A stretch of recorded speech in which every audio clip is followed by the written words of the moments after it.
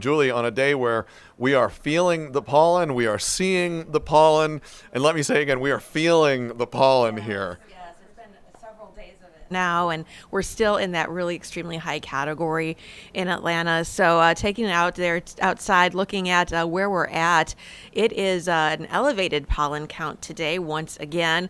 Extremely high there. The wind's making it a bit worse, and we have no rain in sight really. Any significant rain is not likely coming to our area. So extremely high for the tree pollen. We've had that case all week.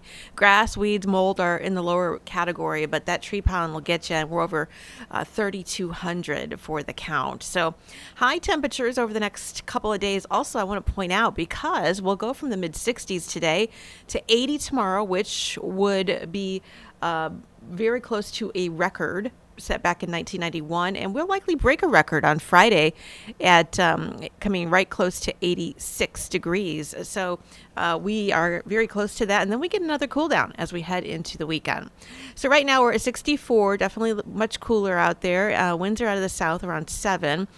Temperatures throughout the afternoon aren't going to really climb too much out of the 60s, and our winds should stay relatively light.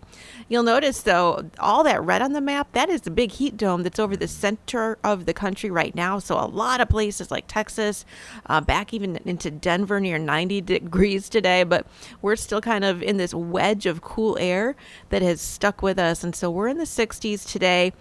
We are going to get warmer, though, again, as we head throughout the week. So quiet on the satellite radar right now, a few clouds out there, but no rain expected. We have a stalled front that's off to our west, and then high pressure out ahead of us. That's helping drive those winds in from the east and that cooler air. So the cooler air starts to abate, and then the mild air moves in. Warm conditions by the end of the week, and then a cold front coming from the north sags down, and that's going to keep us much cooler. So here's your forecast track then as we head throughout the remainder of your Wednesday. It does look like we'll stay in the high 60s for the most part, and then back in the 50s and 40s overnight. Tomorrow looks to be warmer, though.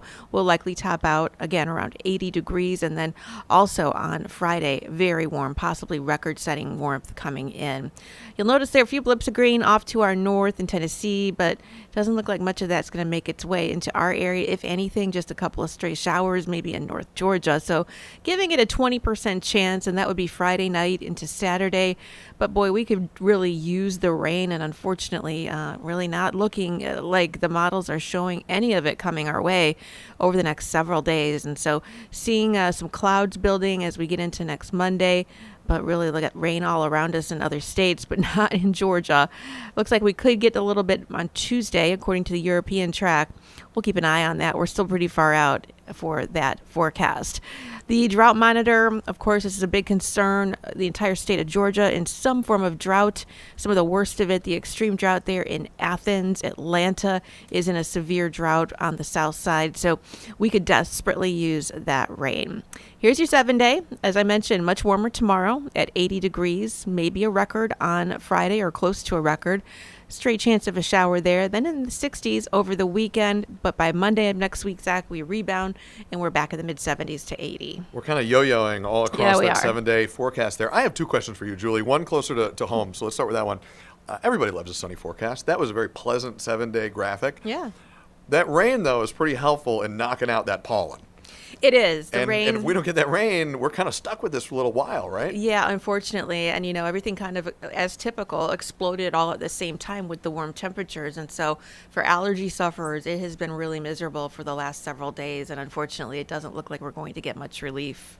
You and I were talking about that off camera, too. I mean, we're feeling it personally. Yeah. I'm really it's hard not to. Soupy. Yeah, at least it's some comfort that we're all in this together. One last question before we let you go. Early in your forecast, you showed that nationwide graphic, or most of the country. And if I read it correctly, places like out in the Rockies, in Colorado, and elsewhere in the mountainous region of the country were warmer than we are right now, at a time when typically it's still ski season out in the Rockies. What is going on out there? Yeah, a place like Denver is going to go from near 90 to around 50 degrees by the weekend. So again, some wild temperature swings. There's been this big dome of heat out there in the west, and it's kind of meandering around into the central parts of the U.S. too. And so that's just keeping things extra warm. They've set many, many records this week out there. tough year for folks if you live out in Colorado or elsewhere where you like to ski. I know. And you know what? I think we would happily take a little bit of that warm weather. You were a little more used to it here in the South. Yes. Well, we'll definitely take the rain. You're right. We need it to wash away the pollen. That was a diplomatic answer. As I was saying that, I could hear some people saying, well, you know what?